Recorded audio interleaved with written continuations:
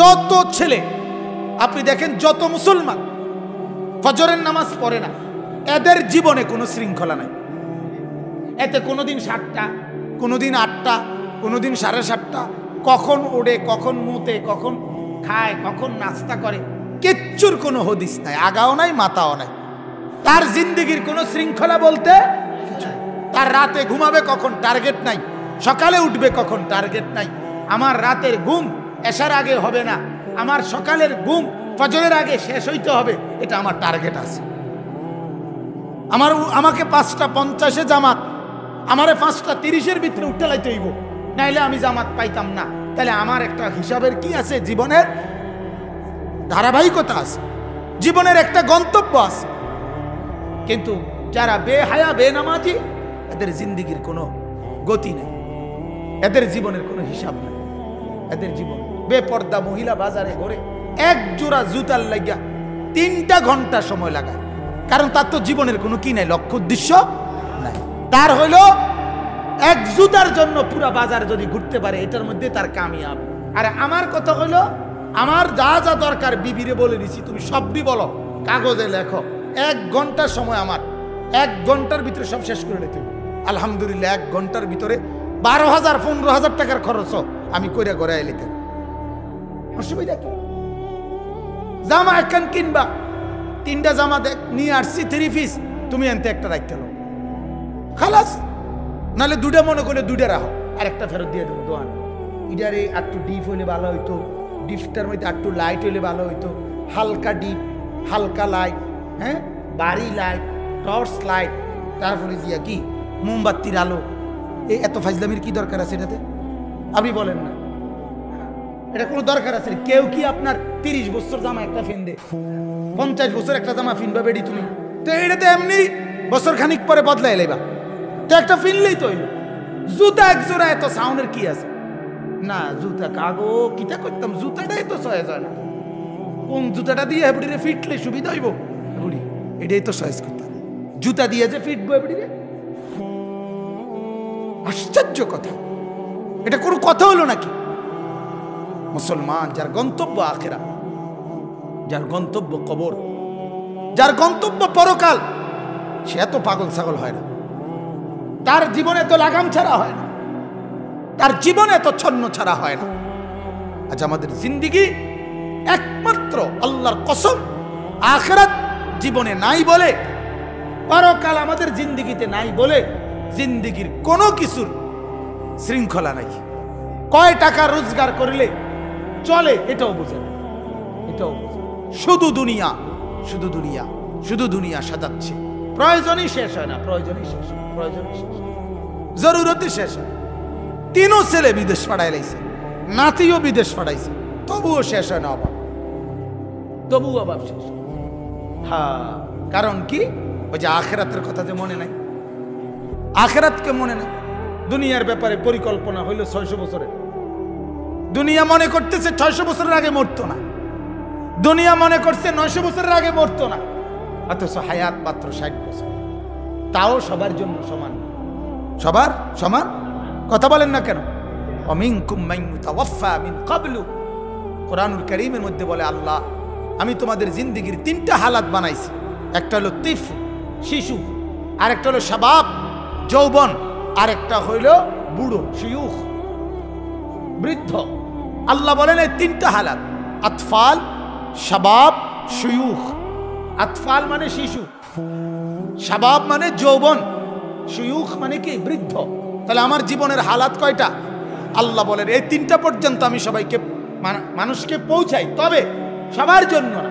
কোরআনে আল্লাহ বলেন ওয়ামিনকুম মান ইউতাওয়াফা মিন ক্বাবলু, আমি 3টায় পৌঁছবার আগে আগেই অনেককে কবরে নিয়ে আসি, মৃত্যু দিয়ে দিই। 10 বছরের বাচ্চা কবরে যায় না, তাহলে তো সে তো 2টা পাইল না। 30 বছরের যুবক কবরে যায় না, তো সে তো বৃদ্ধকালীন হালাতটা।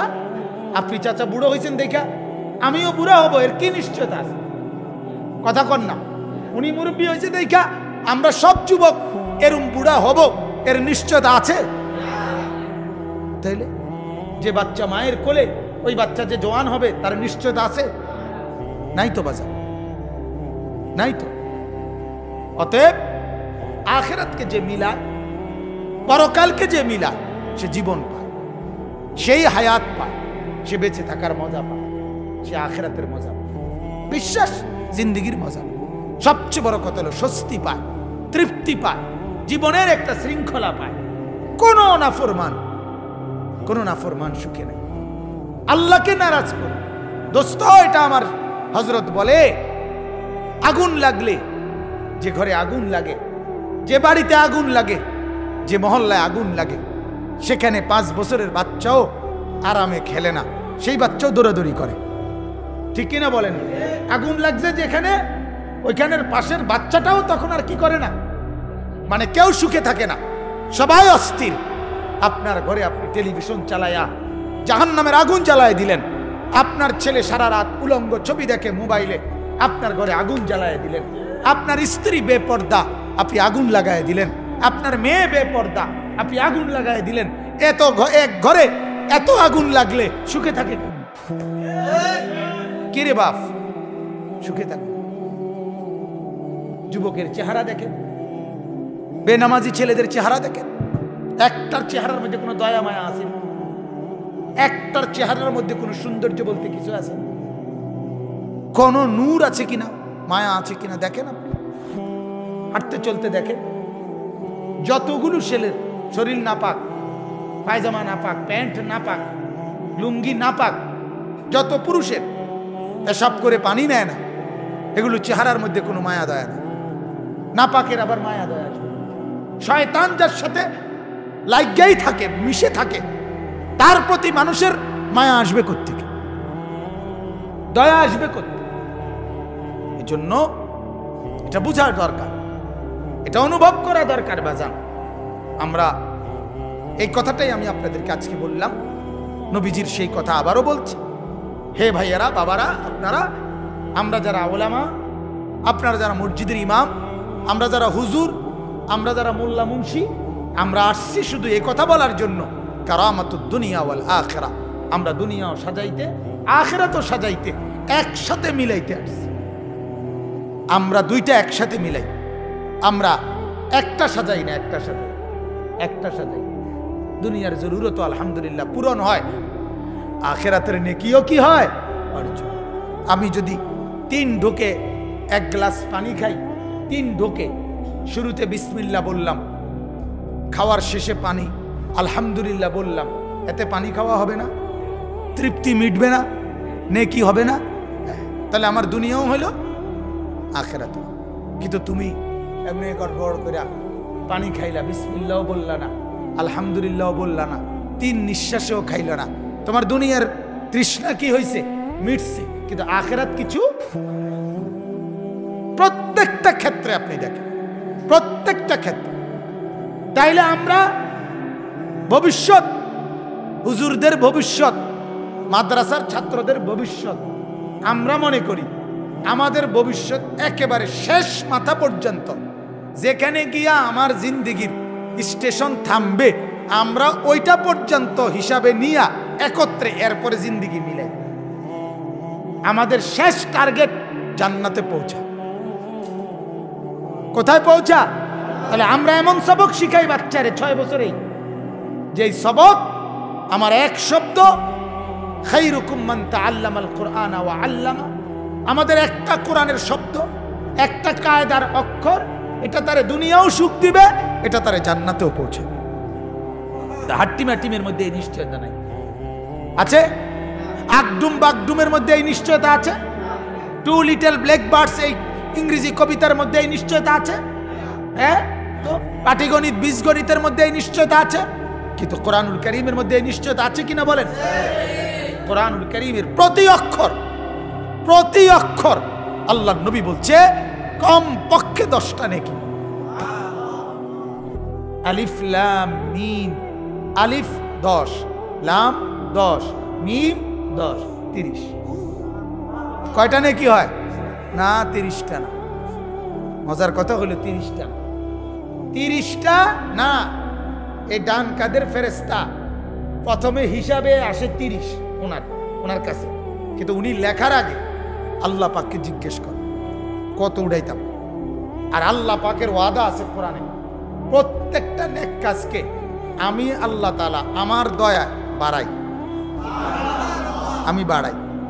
এই জন্য আল্লাহ পাক আবার ইঙ্গিত দেয়, ইঙ্গিত দিলে আল্লাহর বরাদ্দ পেয়ে ওই ফেরেশতা কারো জন্য 10 এই জায়গাটার মধ্যে 70 লেখে, কারো জন্য 700 লেখে, কারো জন্য 7,000 লেখে, কারো জন্য 70,000 লেখে, কারো জন্য 7 লক্ষ লেখে, কারো জন্য 70 লক্ষ লেখে, কারো জন্য 7 কোটি লেখে, কারো জন্য 70 কোটি লেখে, কারো জন্য 70,000 কোটি লেখে, 70 লক্ষ কোটি লেখে, কারো জন্য আল্লাহ বলে ফেরেশতা তুমি লেখো না, আমি আমার হাতে লিখব। ওয়ায়াজিদুহুম মিন ফাদলি, এটা কোরআনের আয়াত। মান জাআ বিল হাসানা ফালাহু খায়রুন, যে একটা নেক কাজ করবে আল্লাহ তাআলা বলেন সেটা আমি 1 দিয়া 1 দেই না, 1 দিয়া 10 দেই না, আমি আমার ইচ্ছে মতে অনেক গুণ বাড়াই দিই, অনেক অনেক গুণ বাড়িয়ে দিই। এজন্য বাবা এই কথাটাই বুঝতে শিখেন, এই কথাটাই বোঝেন। এই আয়াতটার বক্তব্য কি তাইলে দেখেন।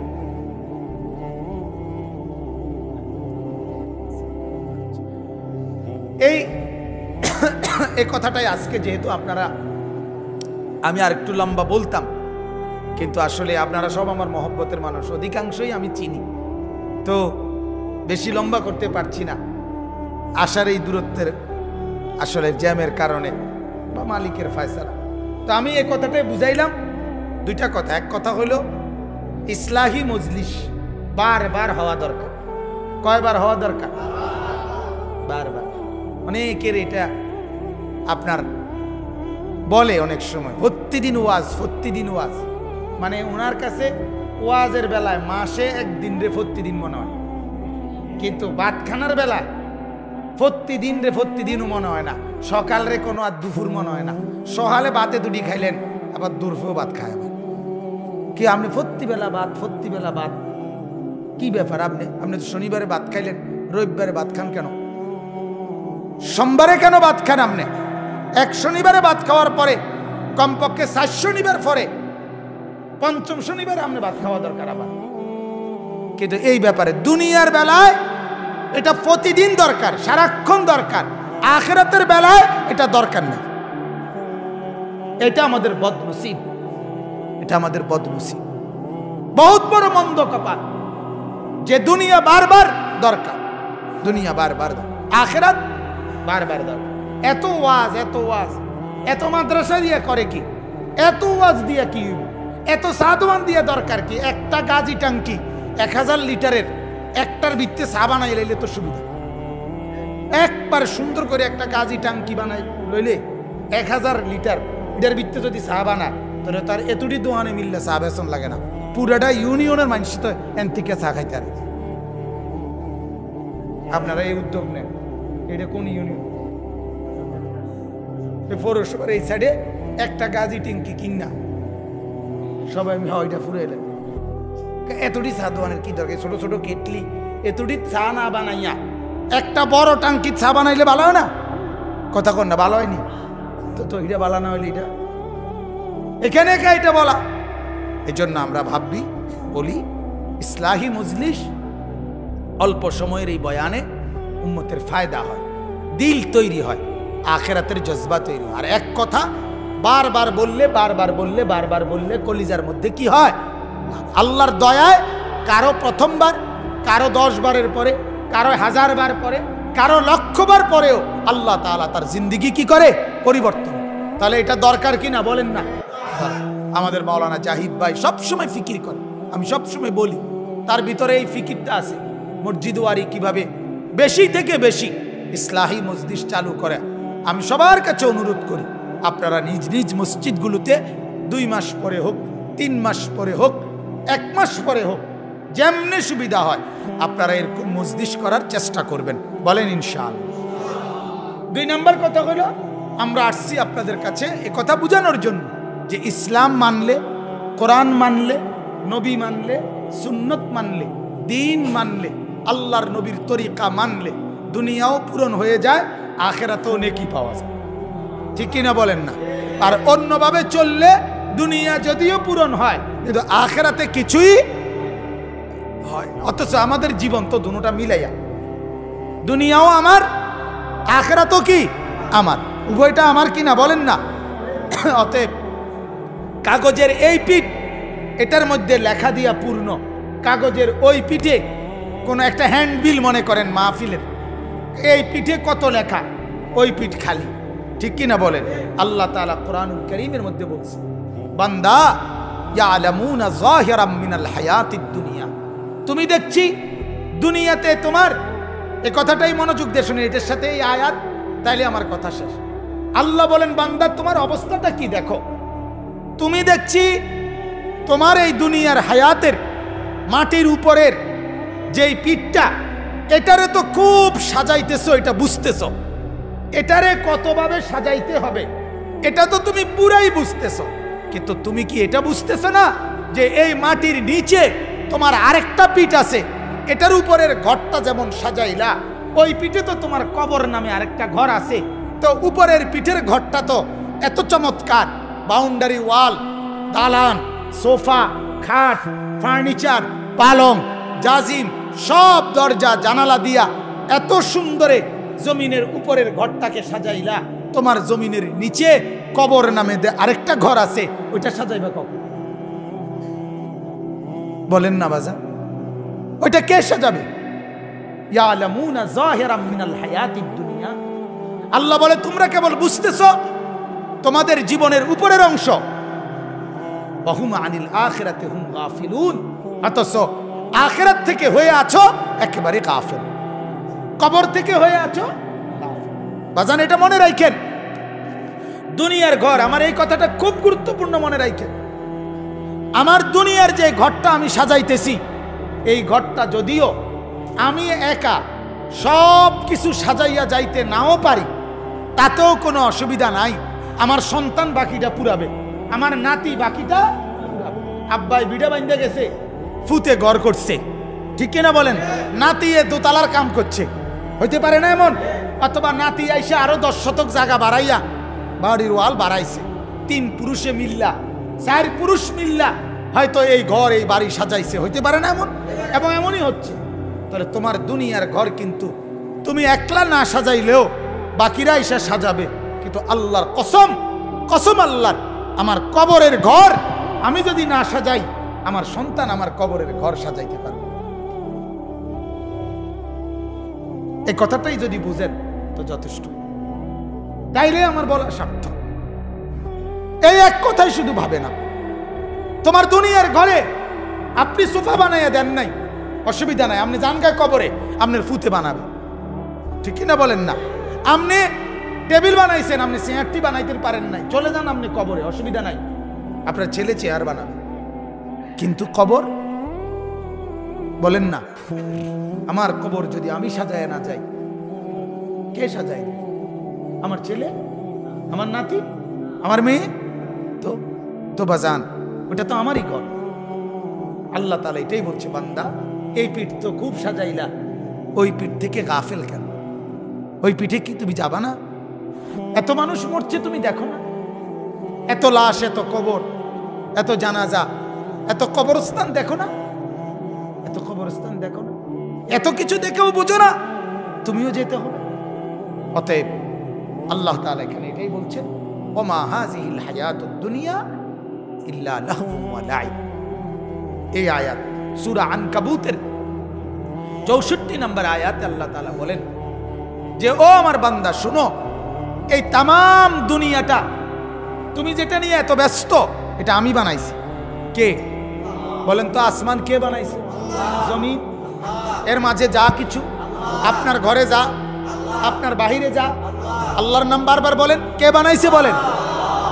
এখন আল্লাহ বলেন, বান্দা এটা আমি বানাইছি, এটা আমার বানানো, আমি বলতেছি এটা হলো দুনিয়ার এই যা আমি বানাইলাম, এগুলো হলো তামাশা এবং খেলনা।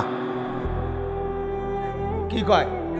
খেলনা, তামাশা, তামাশা, লাহবুম ওয়া লাইব, এগুলো তামাশা, এগুলো খেলনা বান্দা, এগুলো খেল। আহা, কোম্পানি বলে বানানেওয়ালা বলতেছে এটা খেলনা, আর আমনে কইতে আছেন না এটাই আসল।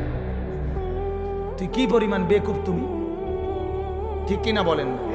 বানানেওয়ালা বলতেছে এটা কি বানাইছি, আর হে কয় কি না এটাই আসল, এটাই আসল। এই গড়টা কাম সাইতে আর মূল্য দুঃখ, এই সাধারণ ডালাই দিতে আর আমার মূল্য কোনো দুঃখ নেই, আর কোনো আফসোস নেই। আশ্চর্য, মানে এটা আসল।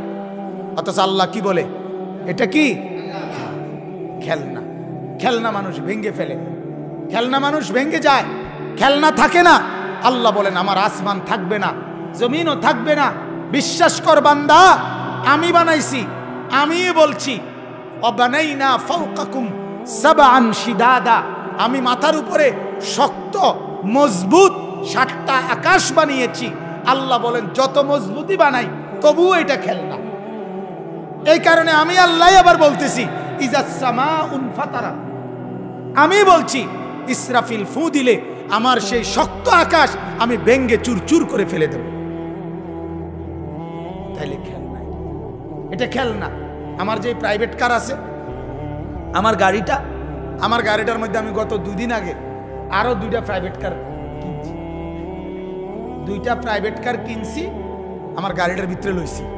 ছোট একটা পলিথিনের ভিতরে 2টা প্রাইভেট কার, দুটোটার দাম 120 টাকা, 60 টাকা করে। আমার ছোট ছেলের জন্য, 5 বছরের আমার যেই ছেলেটা, তার লাগিয়া আমি আমার গাড়ির ভিতরে 2টা গাড়ি কিনছি, 2টা প্রাইভেট কার লইছি, এবং দুটোটার দাম হয়েছে কত, 120 টাকা। কন্ত কি কোনটা কি গিরা এ বুঝিনি হিসাবটা। কিছুদিন আগে আমি আমার ছেলের জন্য একটা বেকু কিনছি, বেকু, এটার দাম 140 টাকা। এটা আমার গাড়ির ভিতরে লইয়া পড়ছে। এটা কি খেলনা, ঠিক না? এটা বুঝাইলাম আর খেলনা, এটা খেলনা। ঠিক আল্লাহ তাআলা বলে বান্দা যা তুমি সাজাচ্ছ মাটির উপরে খেলনা, খেলনা এটা আমি রাখবো না। আরে আমার আসমানই রাখতাম না তো সোফা দিয়ে তুই থাকবো কি রে ভাই? আমার মাটিটাই থাকতো না। ইদা রাজ্জাতিল আরদু রাজ্জা, আমার জমিনের রেজা রেজা বানাইলাম।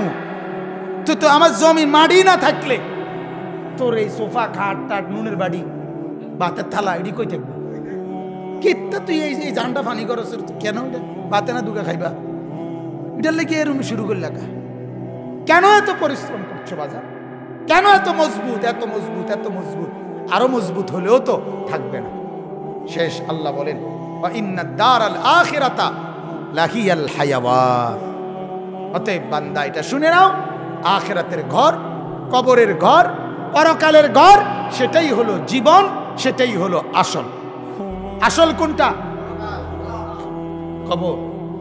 আখিরাত জান্নাতের ঘর, ওইটা কি আসল ঘর। এজন্য ওই ঘর জীবনে ভাঙবো না। ওই ঘরের ব্যাপারে আমি বলছি খালিদিনা ফিহা আবাদা। ওইটা কত দিনের বলেন না? কত দিনের? আর এটা কয় দিনের? ভেঙে ফেলবো। এটা খেল, এটা খেলনা, ওটা আসল।